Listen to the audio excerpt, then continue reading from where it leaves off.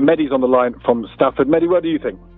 Right, so I basically just got 2 points to make, and I'd really appreciate it that you didn't cut me off faster than I can say British foreign policy the way Nick Ferrari usually does. Mehdi, I'm very happy to have, like I said, I think there's good sense on all the arguments in this, so go for it. Yeah, sure. So the first point is that 101% agree with Jeremy Corbyn. Now, usually what the media and establishment does is that they present the history of terrorism beginning on 9/11. Yet, if you can go right into history, the history of terrorism began with the colonization of brown people and enslavement of black people. In 1916, the British and French empires carved up the Muslim world based upon their own political and economic interests. And to support this new political order, you propped up dictators across literally, without an exception, every single Muslim country. You imposed the Saudis upon Arabia, the spiritual heart of the Muslim world. You imposed Zionism upon Palestine.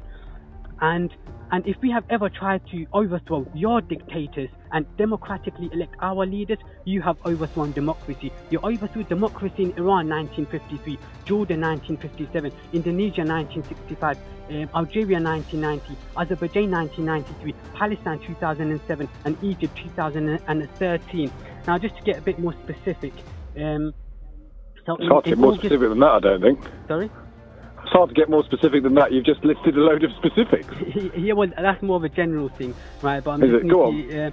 But you agree with, effectively, just to be clear on this, you think that colonising imperial background, which goes, as you say, that I mean, the old Turkish Empire was torn up and restructured at the end of the First World War. We know that happened, and that was the powers, the great powers, which included Britain and France, did it. Is that where you feel the root of all problems in the Middle East come? Yes, but what I don't want you to do is present that as a historical phenomenon. It's not. Our policies today is a continuation of our policies from over a century ago. One point, Mehdi, I'm interested in is how does that account for some of the violence which stems out of the Sunni-Shia divide, which has nothing to do with British imperialism? So let me give you one example. Iraq has had the highest intermarriages between Sunni and Shias before the Anglo-American alliance invaded it.